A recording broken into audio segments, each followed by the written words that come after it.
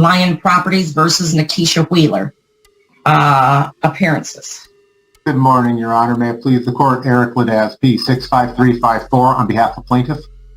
Good morning. And do we have any occupants of 19127 Pinehurst? Yes. What's your name, sir? Emmanuel Quentin Wiley Pearson L. Can you turn your video on so we can see you? If this is going to be a hearing, I need to see who's arguing. Okay, now I can't even hear you because you're muted. Sir, unmute your device and turn your video on, please.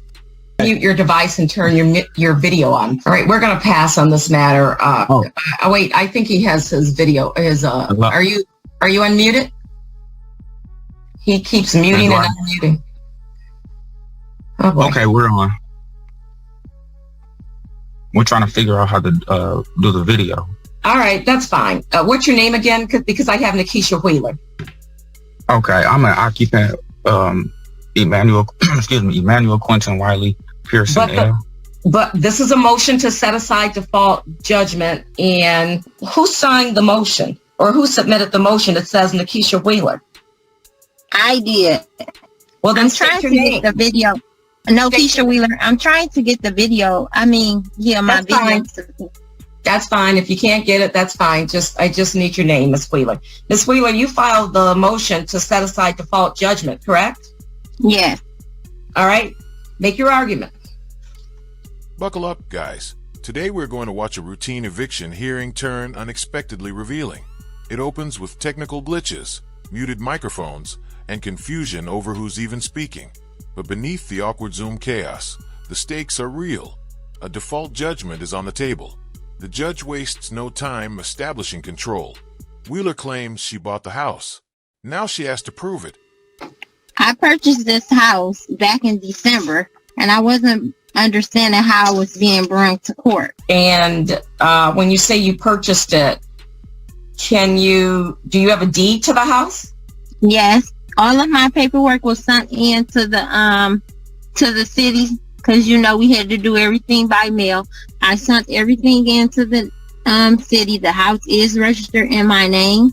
The deed is in my name. Okay, well, you didn't show up at the last hearing, and I'm not sure why you didn't show up. And the motion to set aside default judgment does require good cause for not showing up in a meritorious defense. So the court has heard what is arguably strongly a meritorious defense. Why didn't you show up? I didn't receive anything to show up to court for. When I received the paper, it said somebody named, I don't know if they were saying they served somebody in the kitchen or their last name was Kitchen. I never received anything in the mail. I haven't received anything, none of my papers back from the city or anything. I'm not for sure if something's going on with the mail over there, but the mail carrier stated that she has been delivering my mail, but I haven't been receiving my mail. The papers that you said you received, where did they come from? I got that paper because I happened to be over at the house when the mail ran that particular day.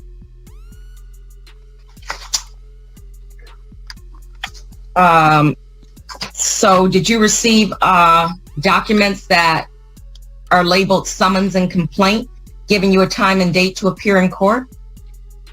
No, if that was the first paper, no, I didn't.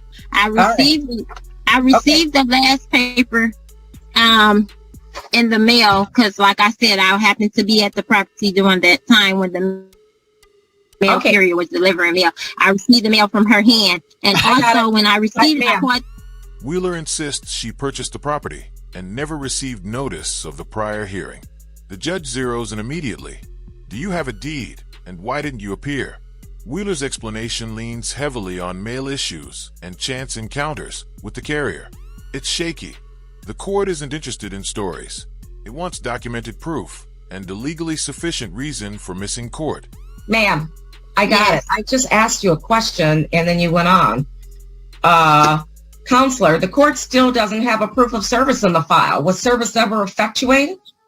Yes, Your Honor. I have a proof of service that was signed by process server Charles Kitchen on May 25th, 2021, stating that he had served John Anderson at 19127 Pinehurst on May 19th, 2021 at 2 p.m., which was sent into the court and received. Your Honor reviewed it when we were in court on June 28th when this court entered a default judgment. Okay, let me look and, oh, I do have it. I'm sorry. Yeah, it does say personal service was served on John Anderson on May 19, 2021. Ma'am, does a John Anderson or did a John Anderson live at your house on May 19th? No, ma'am. I don't even know no one named John Anderson. All right. All right. In any event, the court is going to, the court is going to hear from plaintiff's counsel. Your Honor, as you know, to set aside a default judgment, there has to be an affidavit of meritorious defense, and just the line saying I purchased this home in December of 2020 is not enough. There would have to be documentation along with that. However, Your Honor, if there is a title dispute to this property, Ms. Wheeler would have had to file a quiet title action in Wayne County Circuit Court, which would have the jurisdiction to determine title to property, not the 36th District Court. And by checking the Wayne County online register of actions or any court cases, I do not see anything filed in the Wayne County Circuit Court by Ms. Wheeler. Plaintiff's counsel calmly produces a proof of service naming John Anderson. Wheeler flatly denies knowing that person. That's a problem, but not automatically her win. The attorney reminds the court that setting aside a default requires more than a claim of ownership. It demands a meritorious defense backed by evidence.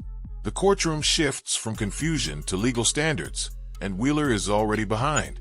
Well, did you check the Wayne County Register of Deeds to see if there was a deed filed by her? I'm looking right now, Your Honor, that there does appear to be a deed granted by Emmanuel Wiley, who's also on the call. There appears to be a deed granted by Mr. Wiley to Ms. Wheeler? To Ms. Wheeler. Oh. Do we have an Emmanuel Wiley? Yes, we have the attachment link. Sir, I'm sorry. Mr. Wiley, we can't hear you. Your audio is choppy. If we can't hear you, then you're going to have to get to a room where we can hear you. Can you hear me now? I can. State your name again. Now I can't. Wiley Pearson. Mr. Wiley. Emmanuel Quentin Wiley Pearson L. Mr. Wiley, your audio is choppy. It's breaking up. Okay, can you hear me now? I can. I don't know if it's going to break up, but. Okay, I'm going to step outside the vehicle. If that would be better. I don't know. Okay, can you hear me now? I can hear you. Okay, so, well. Mr. Wiley, did you sell the property to Ms. Wheeler? Yeah, and I have here the notice of list pendants, attachment, and levy that was registered in the deeds. It was just additional security that we filed because the matters during the mailing of the deeds, there was a discrepancy it was a misunderstanding as to was the deed or the list pendants even recorded. So I just went ahead and put additional security up, put a payment and performance bonds to repurchase the secured interest, and we have that on file. The notice of list pendants, attachment, and levy, we registered that in the deeds yesterday. Now Emmanuel Way steps in, and things get complicated fast. He confirms he transferred the property, but starts referencing lease pendants filings, bonds, and additional security. The language grows technical, yet oddly disconnected from normal real estate practice. The judge listens, but her patience thins. This is drifting away from conventional property law into something far less recognizable. When did you purchase the property? I have a special warranty deed, so I have a purchase money mortgage on file registered in the deeds office. When did you purchase the property? When did I purchase the property? Yes. What year? Back in 2012, I had a purchase money mortgage. So that's a special warranty deed that it's under the UCC. And so the purchase of the property. I don't understand what that means under the UCC. When I quit claimed the deed to Miss Wheeler, I'm asking about when you purchased the property before Miss Wheeler got involved. Do you recall who the grantor was of the property to you? I purchased the property by way of performance and payment bond that was given to Miss Wheeler. So that's how we purchased the property. I'm just a bond. I provided the equity, the bill and equity for the purchase to occur. I have no idea what you're talking about. Your Honor, for the record, do you know? Your Honor, I'm looking at the Register of Deeds, and there are no deeds on file that is where Mr. Wiley's the grantee for this property. That's what I thought. It will come from a list pending. By way of a list pendants, that will be an eminent domain procedure. And it's in the federal court. And so so you purchased the property under, give me a moment. I'm trying to think. All right. When pressed on how he acquired the property, WY spirals into talk of UCC filings, performance bonds, and eminent domain concepts.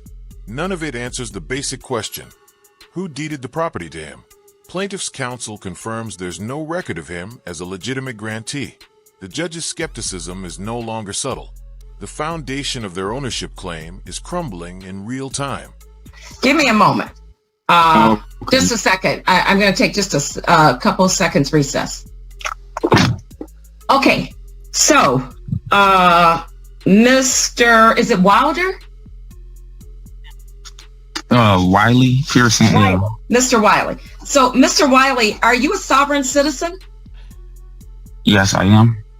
Oh, so that's how the property was purchased. You didn't purchase it from any mortgage company or from any private grantor. You just went in and took over the property under some theory of eminent domain, right? No, I didn't. Theory that you have a right as a sovereign citizen, correct? Wrong. I took it over on the grounds of having a performance and payment bond. The part of the sovereign citizen only came in as a consular court to issue the attachment and levy, which was done a few days ago. The turning point lands hard. The judge directly asks if WY is a sovereign citizen. He says yes. In that instant, the legal theory behind the purchase becomes clear and legally irrelevant. The judge cuts through the jargon and denies the motion outright. No good cause. No meritorious defense. The courtroom fantasy dissolves under established law. Got it. Motion to set aside default judgment denied, as defendant has failed to set forth good cause and a meritorious defense. Counsel, submit the order to the court no later than the end of the day today. Yes, Your Honor. Thank you. And Your Honor, can I say something? The motion is denied. Can I say something? You're not the party to who filed the motion, so no, you cannot. Oh, okay. You are simply a witness. Okay, I'm an occupant, and I don't know what exactly you mean by denying it, because I didn't file the motion, but I just wanted to say that it means we have motion. Sir, this is Keisha Wheeler's motion, not yours. You were a witness. The court asked you questions. And can the court you tell me what you mean? That the motion is denied? What does that mean, Your Honor? You have to look denied up. That the case is not reinstated, and that a default judgment will enter against you, and that you will have to, the default judgment that indicated that you needed to, that you were ordered by the court to vacate the premises by August 15th, 2021, or a writ would, or a writ may issue, still stands. That judgment has not been set aside. The default judgment that was entered by this court stands. It remains in effect. And okay, so, thank you. All right, thank you. Thank you, Your Honor. You're welcome. Even after the ruling, WY tries to speak, but the judge shuts it down cleanly. The motion is denied. The default judgment stands, and eviction remains scheduled. The judge explains it plainly. The order to vacate is still in effect. What began as procedural confusion ends with firm consequences. Legal theories don't override court orders. Make sure to like the video, subscribe to the channel, and we'll see you in the next one.